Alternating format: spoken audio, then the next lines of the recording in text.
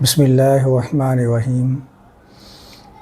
آج 5 جون 2026 سلسلہ درس قرآن سورۃ البقرہ کی آیت نمبر 235 سے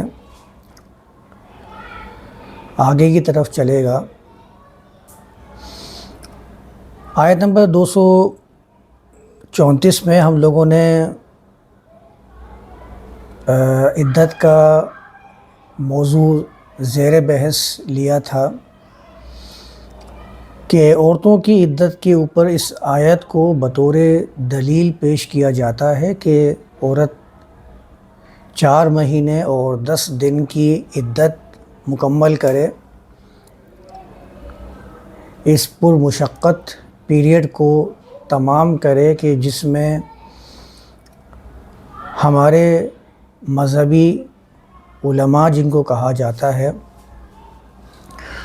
تو وہ بتاتے ہیں کہ زیب و زینت سے اپنے آپ کو دور کر لے، گھروں کے اندر محصور ہو کر بیٹھ جائے، کسی بھی بچے کے سامنے بھی جو ایسا ہو جو اس کا محرم نہ ہو اس کے سامنے نہ آئے۔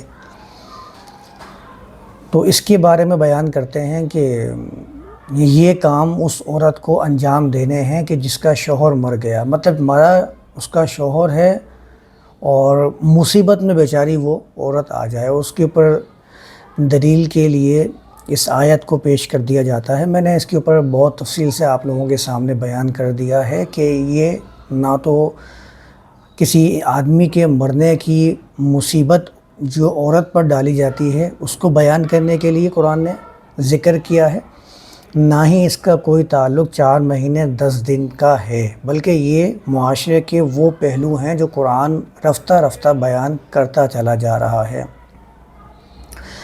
کیونکہ قرآن نے خود ہی اپنے بارے میں یہ بیان کیا ہے کہ یہ جو کتاب ہے یہ قول فصل ہے۔ فصل کا مطلب ہی یہ ہوتا ہے کہ کسی چیز کو ٹکڑوں میں بانٹ دینا، الگ الگ کر کے نمایاں کر دینا۔ تو آپ یہ دیکھتے آ رہے ہیں کہ کس طریقے سے قرآن کبھی النساء کے حقوق کو بیان کر رہا ہوتا ہے، کبھی ان کے ساتھ جن کے تعلقات ہوتے ہیں ان کے اوپر احکام واضح کر رہا ہوتا ہے۔ وہ بیان کرتا چلا جاتا ہے کہ 2 لوگوں کے درمیان یا 2 جماعتوں کے درمیان، 2 ملکوں کے درمیان جو کچھ بھی طے پاتا ہے، تعلقات بنتے ہیں، ان کو کیسے لے کے چلنا ہے، انسانیت کا تقاضا اس کو پورا کرنا ہے۔ کہیں پر بھی آپ کو انسانیت سے گرا ہوا کوئی معاملہ نظر نہیں آئے گا، خاص طور پر وہ جہاں قرآن نے احکامات کو بیان کر دیا۔ تو اسی کے ضمن میں ہم نے آیت نمبر 234 کو سمجھ لیا تھا، اسی سے متصلہ آیت نمبر 235 بھی ہے جس میں قرآن نے بیان کیا ہے وَلَا جُنَاحَ عَلَيْكُمْ فِي مَا عَرَّضْتُمْ بِهِ مِنْ خِطْبَةِ النِّسَاءِ أَوْ أَكْنَنْتُمْ فِي أَنفُسِكُمْ۔ اس کا ترجمہ بھی وہی کر دیا ہے جو کرتے چلے آ رہے ہیں کہ مرد و عورت کے درمیان کا معاملہ، خطبہ کا ترجمہ کر دیا، منگنی یا نکاح کا پیغام کہ تم پر کوئی حرج نہیں جو تم عورتوں کو نکاح کا پیغام بھجوا دو یا اس کو تم اپنے نفسوں کے اندر چھپا کے رکھو، اس میں تم پر کوئی حرج نہیں۔ اب کون سی عورتیں؟ تو کہتے ہیں یہ وہ عورتیں ہیں کہ جو اپنی عدت کو پورا کر رہی تھیں تو ان کو نکاح کا پیغام بھیجنے میں یا ان کو اپنے خواہش کو اپنے دل میں مخفی رکھنے میں کوئی قباحت یہاں پر نہیں ہے، قرآن نے یہ بیان کیا ہے۔ تو اس کو بھی ہمیں دیکھنا پڑے گا۔ ظاہر ہے یہ عورت کو پیغام نکاح دینا یا نہ دینا یہ کسی کا اپنا مسئلہ ہے، دیتا ہے دے، نہیں دیتا نہیں دے۔ قرآن کو اس کے لیے یہ ہدایات سامنے لانے کی کوئی ضرورت نہیں تھی، یہ تو معاشرے کا ہر کسی کا اپنا ایک چلن ہوتا ہے، اپنے حساب سے لوگ ایک دوسرے کو پیغام رسانی کر رہے ہوتے ہیں، تو یہ اس کا مطلب بھی نہیں ہے۔ اور آپ دیکھیں یہاں پر جو آیا ہے بِهِ مِنْ خِطْبَةِ النِّسَاء، تو انہوں نے ترجمہ کر دیا ہے کہ عورتوں کو نکاح کا پیغام بھجوانے میں، عورتوں کو نکاح کا پیغام بھجوانے میں، دوبارہ سن لیجئے، خطبۃ النساء کا یہ ترجمہ کیا ہے مترجمین نے، عورتوں کو نکاح کا پیغام خدمت النساء یہ جینیٹو کنسٹرکشن ہے، یہ فاعل مفعول نہیں ہے۔ جینیٹو کنسٹرکشن یعنی مرکب اضافی، جیسے آپ عبداللہ کا ترجمہ کرتے ہیں، عبداللہ کا ترجمہ آپ کرتے ہیں اللہ کا بندہ، عباد اللہ کا ترجمہ کرتے ہیں اللہ کے بندے۔ اسی طرح اگر مؤنث ہوگا تو اللہ کی بندی، کو نہیں آئے گا، کا کی کے، یہ درمیان میں مرکب اضافی کے لایا جاتا ہے۔ کو آتا ہے مفعول کے ترجموں کے اندر۔ انہوں نے ترجمہ کیا خدمت النساء کا عورتوں کو نکاح کا پیغام، یہ ترجمہ غلط ہے، مرکب اضافی کا ترجمہ ہی نہیں ہے یہ۔ مرکب اضافی کا ترجمہ تو ہوتا ہے خدمت النساء عورتوں کو پیغام، عورتوں کا پیغام، عورتوں کے پیغامات، اس طرح سے جو ترجمہ ہوتا ہے اس کو کہتے ہیں مرکب اضافی کا ترجمہ۔ تو ترجمے کے حساب سے غلط ترجمہ کیا ہے، مطلب کیا تھا ان کا سیاق و سباق سے میچ کرتے ہوئے ترجمہ کرے چلے جائیں گے آگے، پوچھنا کس کو ہے۔ ترجمے کی تو چین چلی ہوئی ہے، جو چلا آ رہا ہے تو لوگ کبھی سوال نہ پکڑیں گے، نہ اٹھائیں گے، نہ پوچھیں گے ہم لوگوں سے۔ ان کو کیا معلوم تھا کہ ترجمہ کرنے کے لیے لوگ جو ہے وہ کوشش کرنا شروع کر دیں گے اور اس پہ سوال اٹھانا شروع کر دیں گے۔ تو یہاں پر خدمت النساء آیا ہے، سب سے پہلی چیز جو میں آپ کے سامنے بیان کرنا چاہ رہا ہوں وہ آیا ہے وَلَا جُنَاحَ عَلَيْكُمْ۔ اس کو ہم کئی مرتبہ سمجھ چکے ہیں کہ لا جناح یہ عرب والے اس وقت استعمال کرتے تھے جب کسی پر کسی بھی دقت کا نہ ہونا ان کو بیان کرنا ہو، کہ بھائی آپ کے لیے اس میں کوئی مشکل نہیں ہے، نہ آپ کا کوئی لینا دینا ہے۔ جب یہ لوگ لا جناح استعمال کیا کرتے تھے، عرضتم، عرض و تعرید سے ہے، تعرید کا مطلب کسی چیز کو بڑھا دینا، پھیلا دینا، عرض تو ہم جانتے ہیں کہ عرض السماء والارض قرآن نے استعمال کیا، جس کا ترجمہ عام طور پر بھی ہم پڑھتے آئے ہیں کہ آسمان اور زمین کی چوڑائی کے برابر، تو چوڑائی کے لیے بھی عرض ہوتا ہے، ہمارے نہیں ہوتا اردو میں کہ کپڑے کا عرض کتنا بڑا ہے، مطلب کپڑے کی چوڑائی کتنی ہے۔ عرض اور طول، لمبائی طول کو کہتے ہیں، عرض چوڑائی کے لیے استعمال کیا جاتا ہے۔ تو کسی چیز کا اگر پھیلاوا ہوتا ہے، پھیلاؤ ہوتا ہے، اس کے لیے بھی عرض استعمال کیا جاتا ہے۔ عرض کے معنی کسی کے درمیان میں کوئی رکاوٹ لگا دینا بھی آتا ہے عرض کا معنی۔ اور جب یہ باب تفعیل سے تعرید بنتا ہے، عرضتم باب تفعیل سے ہے، اس کا مطلب ہے کسی چیز کو وقتاً فوقتاً کسی کے سامنے پیش کر دینا، پہلا معنی۔ کسی کو وقتاً فوقتاً آگے بڑھانا، پھیلانا، یہ عین را داد باب تفعیل سے آتا ہے، تعرید، پیش کرنا بھی ہوتا ہے اس کے معنی کے اندر۔ خدمت النساء، خطاب قرآن میں ہے وَآتَيْنَاهُ الْحُكْمَ وَفَصْلَ الْخِطَاب، خطاب تو ہم جانتے ہیں، خا، تو اور با، قرآن نے استعمال کیا ہے قال فما خطبکم ایھا المرسلون، تمہارا کیا معاملہ ہے اے مرسلون۔ تو خطبن یہ کسی معاملے کے لیے، کسی بات کے لیے استعمال کیا جاتا ہے، معاملہ چھوٹا ہو یا بڑا ہو، خا، تو، با استعمال کر لیا جاتا ہے، بس اس کے اندر معاملہ اہم ہونا چاہیے۔ خطبہ ہمارے ہاں عام طور پر جمعہ کا خطبہ ہو رہا ہے، بھئی فلاں صاحب خطبہ دے رہے ہیں، خطیب استعمال کرتے ہیں جو کسی اہم معاملے کی طرف بات کر رہے ہوتے ہیں، رہنمائی کر رہے ہوتے ہیں، لوگوں کو سمجھا رہے ہوتے ہیں، اس کو خطیب کہتے ہیں۔ خطبہ کسی اہم معاملے کی طرف رہنمائی کرنا، اور اسی کا جب ایک مصدر خطبہ آتا ہے تو اس کے معنی بھی معاملہ ہوتا ہے، خطاب ہوتا ہے، ایسا خطاب کہ جس میں آپ کوئی چیز کسی کے آگے پیش کریں، ریکویسٹ کے طور پر کوئی بات پیش کریں۔ جب یہ خطبہ منگنی کے لیے بھی استعمال کیا جاتا ہے، نکاح کے پیغام کے لیے بھی استعمال کیا جاتا ہے کہ آپ کسی کو پیغام دے رہے ہیں، ریکویسٹ کر رہے ہیں، تو یہ معاملہ بھی آتا ہے۔ لیکن خطبت النساء کا جب جوڑ بنے گا تو اس کا مطلب وہ نہیں ہو سکتا جو یہاں ترجمہ کرنے والوں نے ترجمہ کیا ہے کہ عورتوں کو نکاح کا پیغام، کو تو آ ہی نہیں سکتا مرکب اضافی کے ترجمے کے اندر۔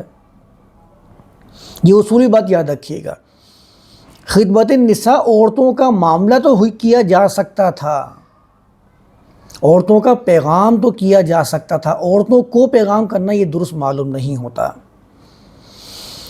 تو فصل الخطاب جب قرآن نے بیان کیا تو اس کا مطلب ایسا معاملہ، دو ٹوک معاملہ جس میں فیصلہ کر دیا جائے، ایسے اہم معاملے کے لیے فصل الخطاب استعمال کیا جاتا ہے۔ اکننتم مکنون، فی کتاب مکنون قرآن میں آیا ہے، کسی چیز کا مخفی ہونا، چھپا ہوا ہونا، کسی پر غلاف کو ڈال دینا، چھپا دینا، یہ سارے معنی اکننتم کے اندر موجود ہیں۔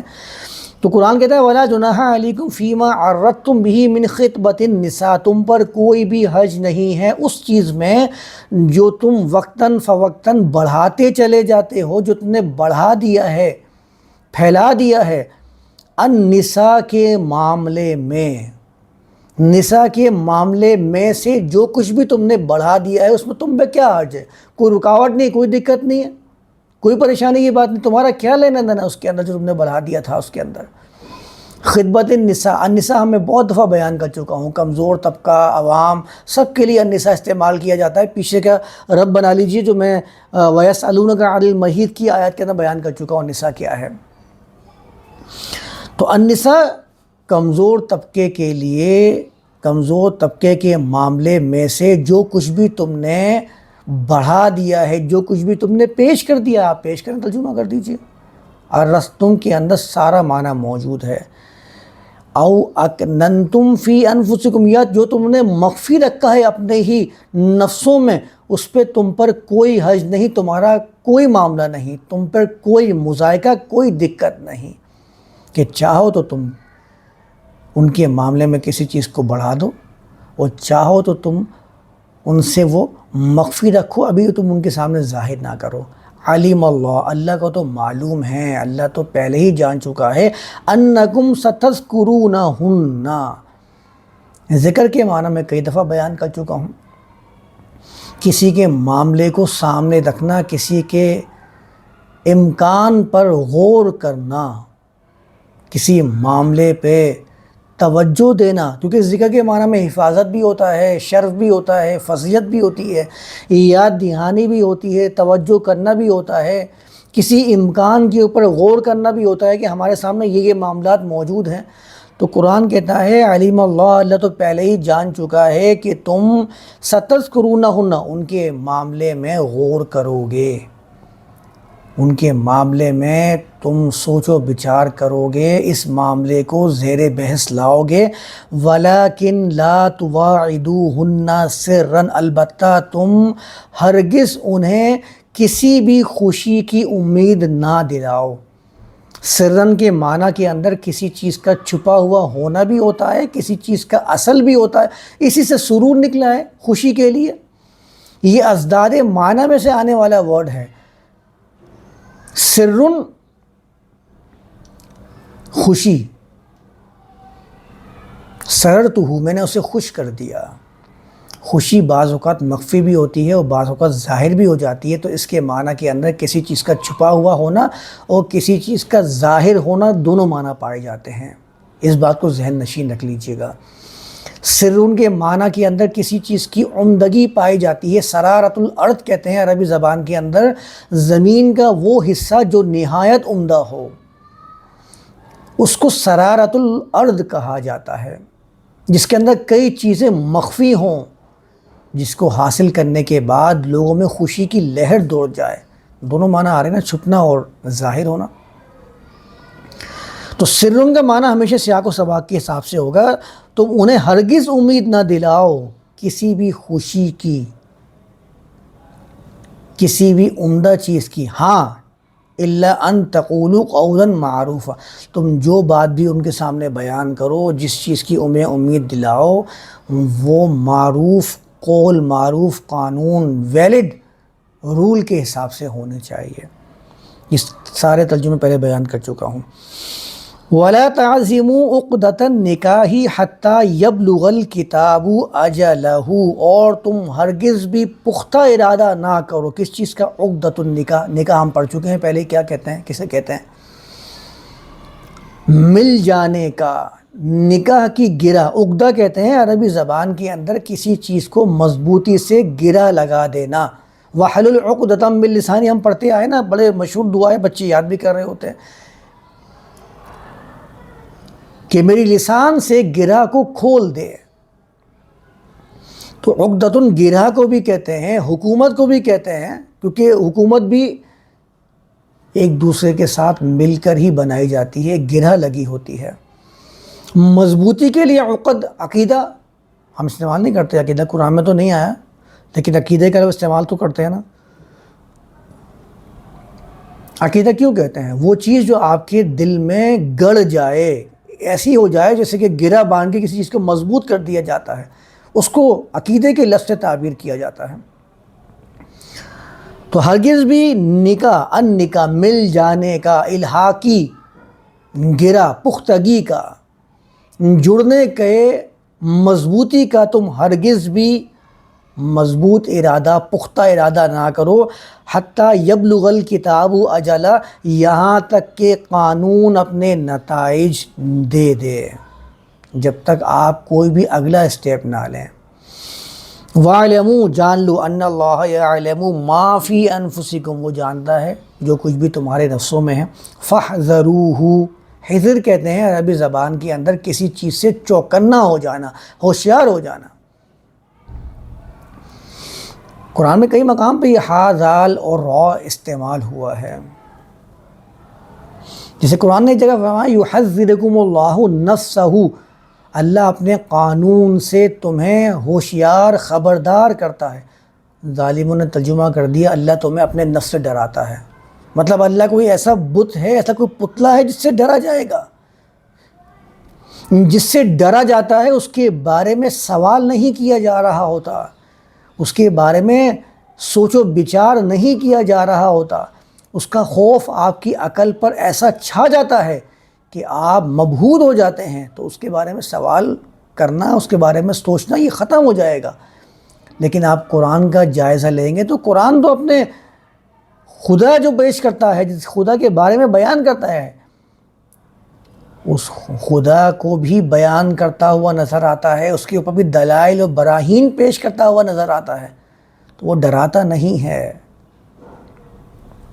وہ اپنے قانون سے ہوشیار کرتا ہے. وَيُحَذِّرُكُمُ اللَّهُ نَفْسَهُ، نفس کا مطلب اس کی جان نہیں بلکہ اس کا قانون ہے. وہ اپنے قانون سے تمہیں چوکنا کرتا ہے، ہوشیار کرتا ہے، خبردار کرتا ہے. یہاں پر بھی ہے فَحَذَرُهُ، پس اس سے تم چوکنے ہو جاؤ کہ اگر تم نے اس کے کائناتی قوانین کی دھجیاں اڑانا شروع کی، تمہارے معاشرے کی دھجیاں اڑ جائیں گی. تمہارے معاشرے کے، تمہاری قوم کے، تمہاری سوسائٹی کے بخیے اکھڑنا شروع ہو جائیں گے. کیونکہ تمہارا معاشرہ قائم ہی جبھی رہ سکتا ہے جب کہ تم اس کے قانون کے مطابق قائم رکھو. جیسے اس نے اس کائنات کے اندر چیزوں کو قائم کیا ہوا ہے باہم مربوط کر کر. اگر تم ربط قائم نہیں کرو گے، اگر تم لوگوں کے حقوق پورے ادا نہیں کرو گے، تمہارا معاشرہ بگڑ جائے گا، ایک دوسرے کے جان کے دشمن بن جاؤ گے. ایسا ہی ہوا ہے جب لوگوں نے ان لوگوں کے ساتھ یہ والا معاملہ کیا کہ جن کے ساتھ وہ معاہدہ کر کے آئے تھے. یہ معاہدہ حکومت کا عوام سے ہوتا ہے، یہ معاہدہ ایک جماعت کا دوسری جماعت سے ہوتا ہے، یہ معاہدہ ایک ملک کا دوسرے ملک سے ہوتا ہے. جتنے بھی معاہدے درمیان میں حائل ہوں گے اس کے بارے میں قرآن کی یہ والی رہنمائی جو یہاں کر رہا ہے، آپ اس کو اٹھاتے چلے جائیے اور دیکھتے چلے جائیے کس طرح وہ حقوق کے بارے میں بیان کر رہا ہے. وَاعْلَمُوا، جان لو، ان اللہ غفور حلیم. حلیم قرآن ایسی شخصیت کے لیے بیان کر رہا ہے. عرب والے ایسی شخصیت کے لیے بیان کرتے تھے کہ جو چھوٹی موٹی باتوں سے کبھی گھبرا نہیں جاتا. ایسا اونٹ جس کو اپنی طاقت پر بڑا اعتماد ہوتا ہے، بیٹھا ہوا جگالی کر رہا ہے، بچے کھیل رہے ہیں، کبھی کان مروڑ رہے ہیں، کبھی اس کی پیٹھ پہ چڑھ رہے ہیں، لیکن وہ بچوں کی ان حرکتوں سے شعلہ آمیز نہیں ہو جاتا، جذبات میں نہیں آتا، بلکہ وہ اس کو اوائڈ کر رہا ہوتا ہے. وہ چھوٹی موٹی باتوں سے غصے میں نہیں آتا. جب اس درجے پر اونٹ بیٹھا ہوتا تھا، جگالی کر رہا ہوتا تھا، اپنا کام کر رہا ہوتا تھا، اس کے لیے یہ حلیم استعمال کیا کرتے تھے. تو ہر وہ ذات، ہر وہ شخص جس کے لیے حلوم یا حلیم آئے، آپ سمجھ جائیے بڑا بردبار ہے، جذبات میں نہیں آتا. اور میں ایک دفعہ پھر یہاں پر وضاحت کر دوں، حلیم ہو ہی وہ سکتا ہے جو مذہبی نہ ہو. حلم اور مذہب کا تو درمیان میں بیر ہے. ہو ہی نہیں سکتا کہ ایک مذہبی ہو جذبات میں نہ آئے، یہ کیسے ہو سکتا ہے؟ مذہب کا تعلق ہی جذبات سے ہے، جس میں جذبات نہیں وہ مذہب ہی نہیں ہو سکتا۔ مذہب تو جذبات پیدا کرتا ہے آپ کے اندر، خدا کے بارے میں ہو یا خدا سے منسوب شخصیات کے بارے میں ہو۔ وہ کیسا مذہبی ہے جس میں جذبہ نہیں ہے؟ کیسے مذہبی ہو جو اپنے اندر اس کے بارے میں جذبات نہیں رکھتے ہو؟ یہ آپ آئے دن سنتے ہوں گے کہ تمہارے جذبات جوش نہیں مار رہے تھے، یا تمہارے مذہب کی فلاں شخصیت کے بارے میں وہ زبان کو دراز کر رہا تھا۔ یہ شعلہ بیانیاں جب کی جاتی ہیں تو نوجوانوں کے جذبات کو بھڑکایا ہی تو جاتا ہے، جس کی بنیاد پر وہ کسی کی بھی جان لینے کے لیے تلے جا رہے ہوتے ہیں۔ وہ جذبات تو ہوتے ہیں جس کی وجہ سے وہ بھڑک رہے ہوتے ہیں۔ قرآن تو جذبات کو کبھی بھی خطاب کرتا ہی نہیں ہے۔ قرآن نے تو واضح کر دیا ہے، ان فی ذالک لآیات لقوم یتفکرون۔ بھائی جذباتیوں کے لیے یہ آیات نہیں ہیں، یہ آیات تو غور و فکر کرنے والوں کے لیے ہیں۔ غور و فکر ہوتا جبھی ہے جب جذبات غالب نہ ہوں۔ جو بندہ جذبات میں ہوگا وہ غور و فکر کیسے کرے گا؟ غور و فکر کرنے کے لیے آپ کو اس مقام پہ ٹھہرنا پڑے گا، رکنا پڑے گا، جائزہ لینا پڑے گا، معاملہ چل کیا رہا ہے، اس کے بعد فیصلہ کیا جائے گا۔ جذبات کہاں سے غالب ہوگا اس کے اندر؟ مذہب ہمیشہ جذبات کو کال کرتا ہے، مذہب ہمیشہ جذبات کو اپیل کرتا ہے، دین ہمیشہ دلائل اور برہان کو اپیل کرتا ہے، ہمیشہ اس کو یہ فوکس کرتا ہے کہ تم دیکھو سب سے پہلے دلیل اور برہان کو دیکھو، تم جذبات میں نہیں آؤ۔ ان فی ذالک لآیات لقوم یعقلون۔ یہ آیات نہیں ہیں جذباتیوں کے لیے، یہ آیات ان کے لیے ہیں جو اپنے آپ کو خوب روکنے والے ہیں۔ عقل کا مطلب ہی روک لینا ہوتا ہے، باندھ لینا ہوتا ہے۔ جذبات کہاں باندھنے دیتے ہیں ایک دوسرے سے؟ جذبات تو بولتے ہیں بس جو ہے وہ کر کے دکھاؤ۔ تو قرآن نہیں ہے ایسے لوگوں کے لیے۔ تو یہ حلیم وہ ہو ہی نہیں سکتا جو مذہبی۔ حلیم تو وہ ہو سکتا ہے کہ جس میں مذہب کا کوئی لینا دینا نہ ہو، جو دیندار ہو۔ ہمارے ہاں تو حلم اور حلیم کا استعمال کرتے ہیں مذہبیوں کے لیے، غلط اصطلاح ہے، غلط طریقے سے اس کو بیان کیا جا رہا ہے۔ آپ دیکھ لیں نا، عرب والے حلیم کس کے لیے استعمال کرتے ہیں؟ جذباتی کے لیے نہیں، ایسے کے لیے جس پر جذبات غالب نہ آ رہے ہوں، وہ چھوٹی موٹی حرکتوں سے وہ کبھی غصے میں نہ آئے۔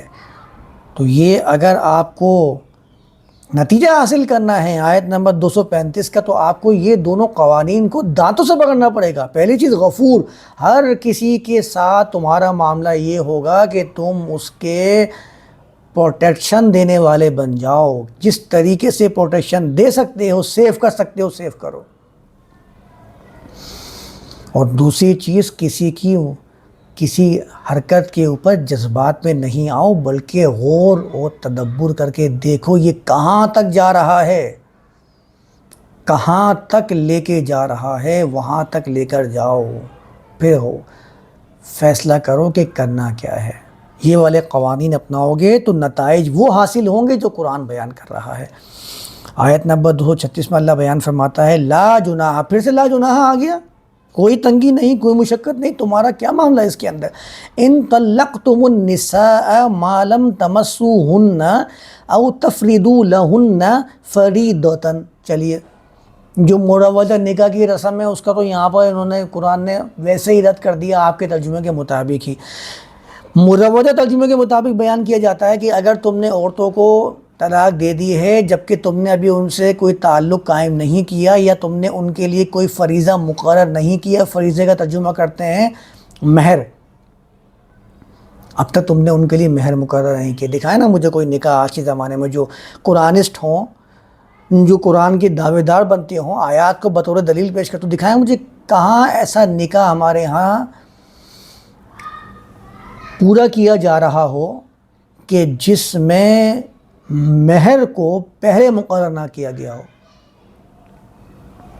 آپ اگر کسی کے سامنے یہ بات بیان کر دیں گے کہ نکاح بغیر مہر کے بھی ہو جاتا ہے، تو آپ سے کہے گا بھائی کہاں سے لائے ہو؟ عجیب نئی نئی لے کے آتے ہو باتیں، آپ ایسی باتیں لے کر آتے ہو جو بالکل معاشرے سے الگ ہوتی ہیں۔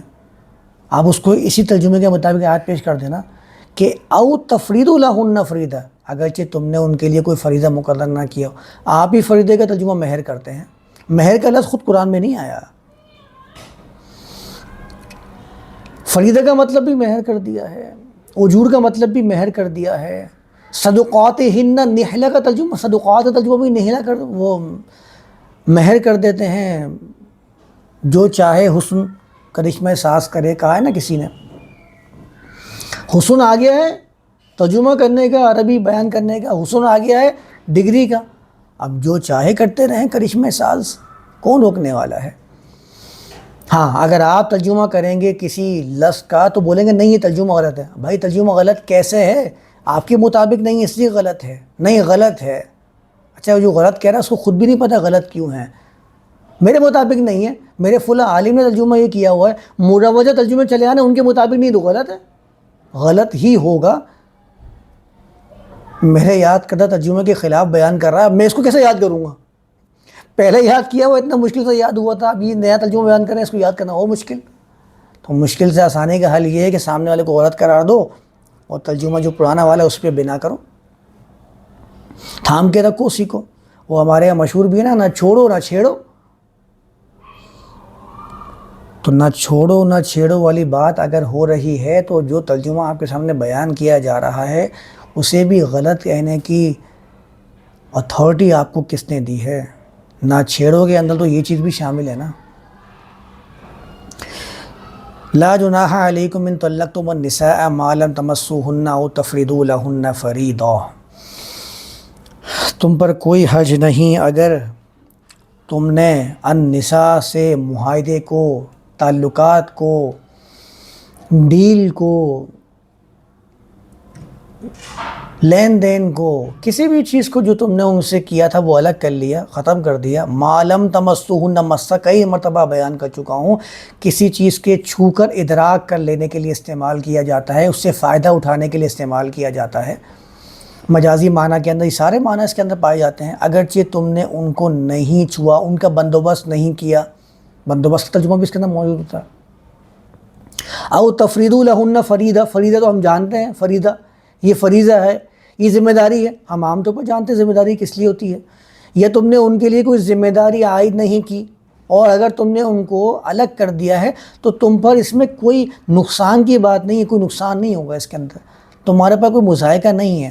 وَمَتِّعُوهُنَّ، لیکن ایک بات کو یاد رکھنا ہے، ان کو تمہیں متاع دینا ہے، یہ انسانیت کا حق ہے، یہ تمہیں ادا کرنا ہے، یہ تمہارے ساتھ جڑے ہوئے ہیں، ان کے ساتھ تمہیں تعاون علی البر والتقوی کرنا ہے۔ اور اس کا جو جملہ بنتا ہے وَمَتِّعُوهُنَّ مَتَاعًا بِالْمَعْرُوف کے ساتھ بنتا ہے، کہ معروف کے ساتھ، معروف المعروف کی روشنی میں جو چیزیں ویلڈ ہیں، جو کائنات کے اصول ہیں، انسانیت کے تقاضے ہیں، ان کے مطابق تمہیں انہیں پورا پورا متاع حیات عطا کرنا ہے، ان کو اس طرح سے آگے بڑھاتے چلے جانا ہے، پھیلاتے چلے جانا ہے، چاہے تمہیں اس میں وقت ہی لگ جائے، اسٹیپ بائی اسٹیپ ان کو آپ فائدہ پہنچاتے رہو۔ درمیان میں جو جملہ آیا تھا علی الموسع قدرہ وعلی المقتر قدرہ، دیکھیں یہاں پر قرآن نے ان کا بھی خیال رکھا ہے جو ان کے ساتھ تعلقات کر رہے ہیں، جو اس کا اختیار رکھتے ہیں، کس چیز کا؟ وسعت والے پر اس کی مقدار کے مطابق، اس کے پیمانے کے مطابق، وعلی المقتر قدرہ، جو وسعت نہیں رکھتا ہو اس پر اس کے پیمانے کے مطابق۔ حقا علی المحسنین، دیکھ لیجئے محسنین نے بتا دیا کہ یہ جو کام اس طرح پہ انجام دیا جاتا ہے اس سے معاشرے میں اسٹیبلٹی قائم ہوتی ہے، اس سے چیزیں اپنی اپنی اصل حالت میں آنا شروع ہو جاتی ہیں، اس سے لوگوں میں، معاشرے میں توازن قائم ہوتا ہے۔ تو کہتا ہے حقا علی المحسنین، یہ توازن قائم کرنے والوں پر ایک ذمہ داری ہے۔ دوبارہ اس جملے کو بیان کرتا ہے وَإِن طَلَّقْتُمُوهُنَّ مِن قَبْلِ أَن تَمَسُّوهُنَّ، بعض اوقات کنڈیشن یہ بھی ہو جاتی ہے کہ تم نے ان سے معاہدے کو ختم کیا، تم نے ان کو اپنے آپ سے جدا کر لیا، اس سے پہلے کہ تم نے ان سے کوئی فائدہ اٹھایا۔ وَقَدْ فَرَضْتُمْ لَهُنَّ فَرِيضَةً، البتہ تم نے ان کی کوئی ذمہ داری لگا دی ہے، فَنِصْفُ مَا فَرَضْتُمْ،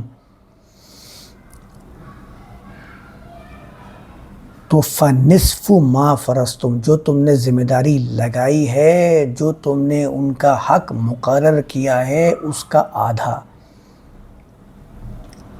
إِلَّا أَن يَعْفُونَ أَوْ يَعْفُوَ الَّذِي بِيَدِهِ عُقْدَةُ النِّكَاحِ، ہاں البتہ یہ ہے کہ یا تو وہ لوگ ہی کثرت کریں اس چیز کے اندر، معاف کر دیں، او یعفو الذی بیدہ عقدۃ النکاح، یا جس کے اختیار میں، جس کے اقتدار میں النکاح کا عقدہ ہے وہ اس کو چھوڑ دے۔ وَأَن تَعْفُوا أَقْرَبُ لِلتَّقْوَىٰ، اور یہ کہ تعفو معاف کر دینا تقوی کے لیے زیادہ قریب ہے۔ وَلَا تَنْسَوُا الْفَضْلَ بَيْنَكُمْ، اور تم فضل کو آپس میں ایک دوسرے کے درمیان میں فراموش نہ کرو۔ ان اللہ بما تعملون بصیر، بے شک اللہ ہر اس چیز پر جو تم کرتے ہو بصیر ہے۔ تو یہاں تک میں اس کو آج رکھتا ہوں۔ یہ جو آیت نمبر 237 ہے، اس کو بھی میں اگلے سیشن میں دوبارہ بیان کر دوں گا۔ کچھ حصہ تو میں نے تفصیل سے بیان کر دیا ہے، کچھ حصے کے اندر وہی عقدۃ النکاح وغیرہ آیا ہے، تو پہلے بیان کر چکا ہوں، اس کو اور مزید بیان کر دوں گا۔ تو اس کو آج یہاں تک رکھتے ہیں، اگلے سیشن کے اندر آیت نمبر 237 سے ہی لے کر چلیں گے آگے کی طرف۔